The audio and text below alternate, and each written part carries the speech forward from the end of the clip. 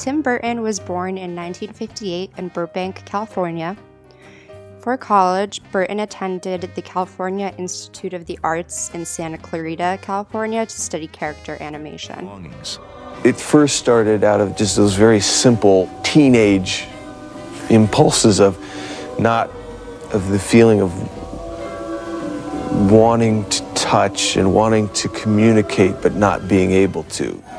The reason that I chose to explore Tim Burton's career was because stylistically, his films are rather unconventional compared to his other high-grossing director counterparts.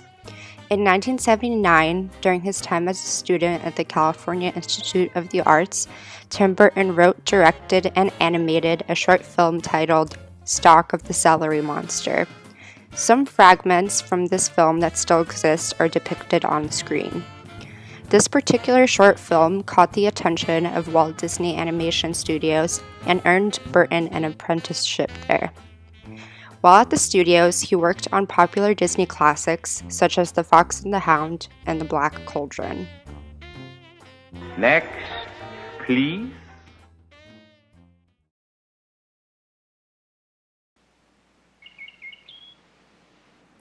During his time at Disney, Burton created a 6-minute stop-motion film titled Vincent.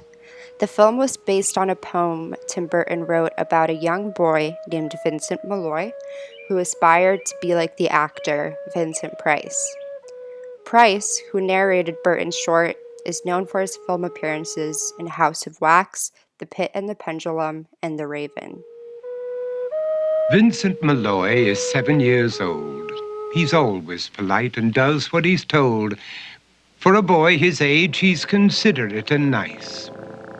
But he wants to be just like Vincent Price.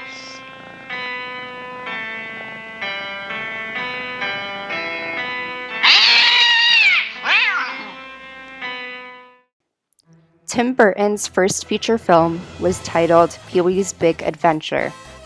The film was released in 1985 and grossed over $40 million worldwide. The Pee Wee Herman Show was originally a stage show that gained popularity at the Groundlings Theater and at the world-renowned Roxy Theater in Los Angeles.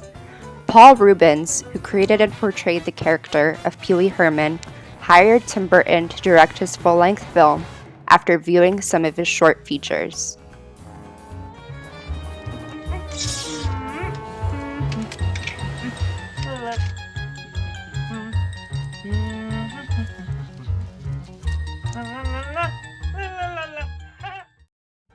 Tim Burton's first big-budget film was Batman, produced by John Peters and Peter Guber, whom Burton often clashed with. Tim Burton's choice to cast Michael Keaton as Batman was controversial with producers and fans of the comic book hero. Despite protests from various outlets, Keaton was cast as the Caped Crusader. Jack Nicholson, who had an excellent reputation, was cast as the infamous villain, the Joker. When you see certain images, like a little chemical is released in your brain. One image that comes to mind is the Joker character having a conversation with the corpse, which I quite like. Maybe we ought to give him a couple of days to think it over. No? It's funny, it's a bit scary, it's a bit, it's a pleasant conversation, but it's with a blackened husk. I'm glad you did. The film opened in June of 1989, and with the figures not adjusted to inflation, grossed over $250 million in the US and $400 million worldwide. It also won the Academy Award for Best Art Direction. At this point, Tim Burton established himself as a profitable director who was capable of wrangling large audiences into theaters. And Tim Burton, only 29 years old when he was hired to direct the feature, came with a reputation for an offbeat way of seeing things, including the pressures of handling a shooting budget of more than $32 million. You're never prepared until you've done one of these things. It's like an out-of-body or death experience. I mean, who's to say what it's like when you die?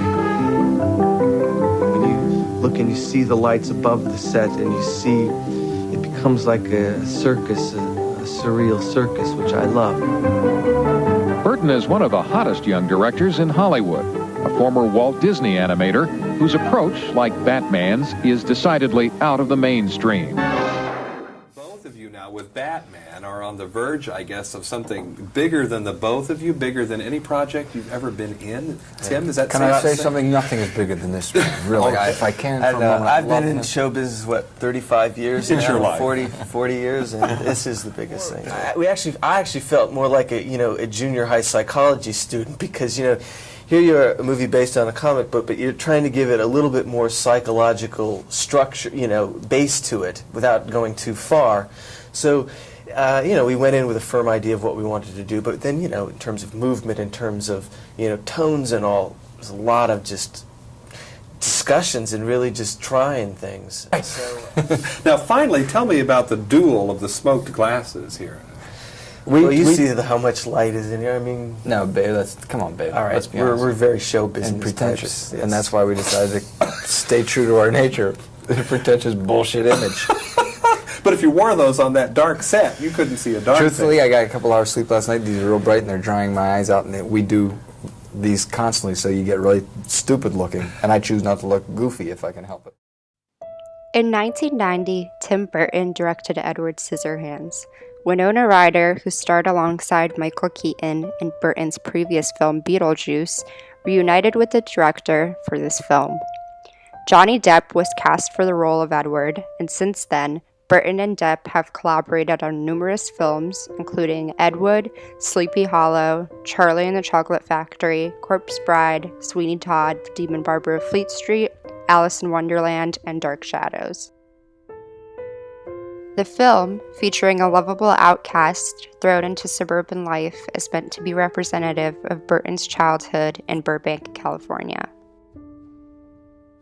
Specific time that I grew up in, sort of suburbia, I did feel different, and it was strange. I found it quite strange. Just because you like monster movies, people thought you were weird, which I always felt was an odd thing, because it's like, well, if I liked musicals or westerns, would people think you're weird, And right. So it didn't seem that unnatural to me.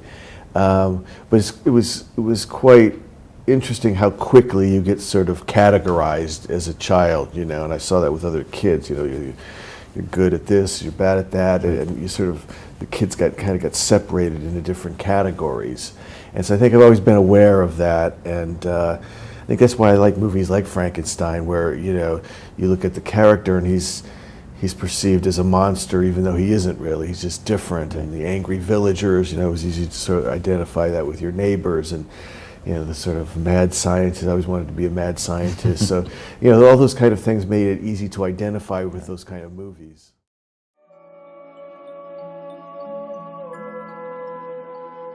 In 2004, Matthew Bourne approached Burton about a possible venture which would turn the story of Edward Scissorhands into a ballet.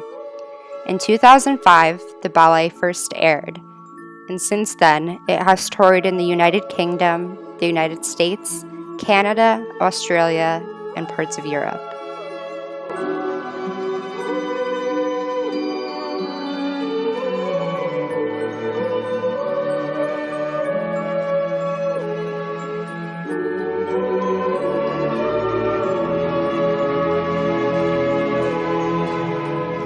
Sleepy Hollow, starring Johnny Depp and Christina Ricci, was released in 1999 and proved to be another box office success.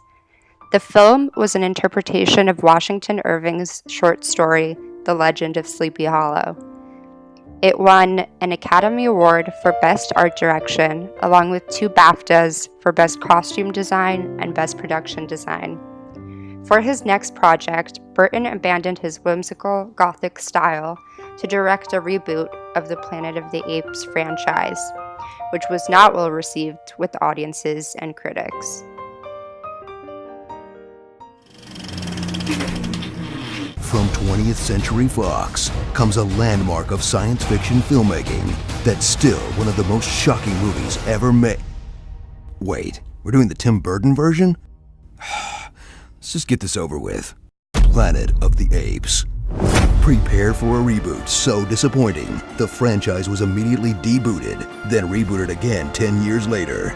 Watch as the once visionary Tim Burton gives a master class in how not to reboot a franchise, as he attempts to set his film apart from the 1968 classic by repurposing old dialogue. Take your stinking hands off me, you damn dirty human! Repeating old dialogue. Damn them.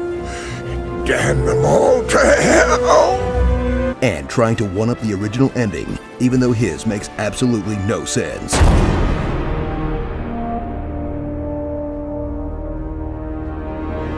Huh? And I guess, how much did you / do you care about the way the movie is received after you're done with it by critics, by the public? Are you able to separate yourself emotionally from how others feel, or does it affect you? Well, I think it always affects you. I mean, like I said, I learned early on, like, you know, movies like Pee-wee just like got horrible reviews, and then a few years later, people were saying those are the best movies I've made, which was frightening. You know, it's like, well, I'm in real trouble now if that's, you know. Right.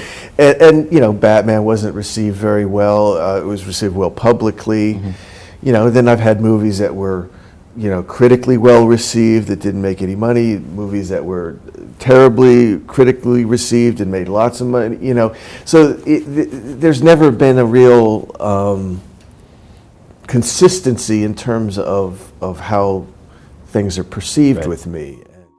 Even though Tim Burton previously produced A Nightmare Before Christmas and James and the Giant Peach, Corpse Bride was the first full-length animated stop-motion film that he directed. The film starred Johnny Depp and Helena Bonham Carter, who was Tim Burton's partner from 2001 until 2014. In the film, the protagonist Victor is torn between the land of the living and the land of the dead. Contrary to what is typically assumed, the land of the dead appears more lively than the land of the living, boasting vibrant colors and characters. In Corpse Bride, Tim Burton returns to his signature eerie style and tells the story of yet another outcast who is trapped between two worlds.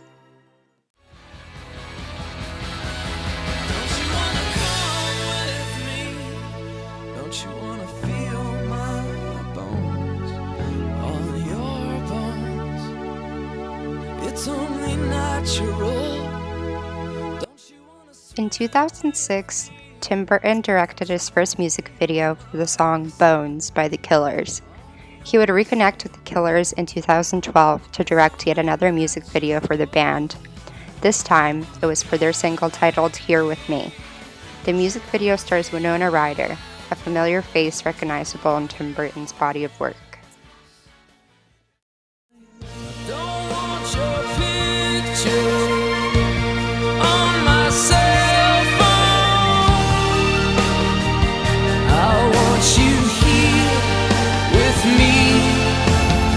I don't want your memory in my head, no.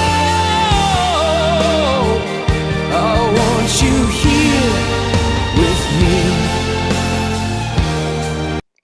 Burton's latest film, titled Big Eyes, was released in 2014 on Christmas Day. The film is based on the true story of Margaret Keane, played by Amy Adams, and Walter Keane, played by Christoph Waltz. Walter Keane is infamous for taking credit for his wife's paintings, which earned him critical acclaim. The film retells the story of their budding relationship and their hostile divorce. So, who is the artist?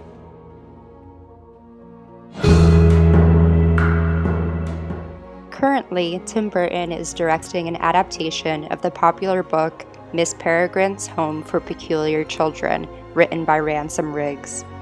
It is set to be released in March of 2016. It is also rumored that a sequel to Beetlejuice is in the works, with Michael Keaton and Winona Ryder both expressing interest in the project. Other films he is working on is a sequel to his film Alice in Wonderland titled Through the Looking Glass, and a live-action adaptation of Disney's Dumbo.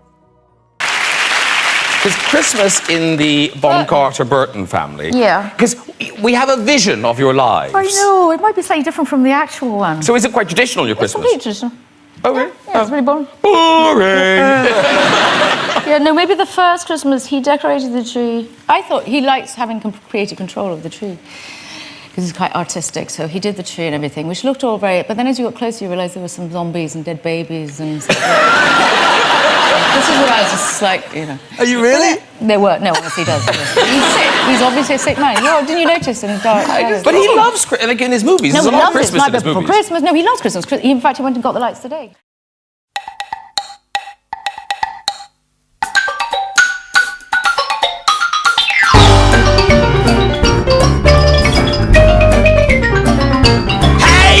Give me a listen, you corpses of cheer, least those of you who still got an ear. I'll tell you a story, make a skeleton cry of our own jubiliciously lovely corpse bride.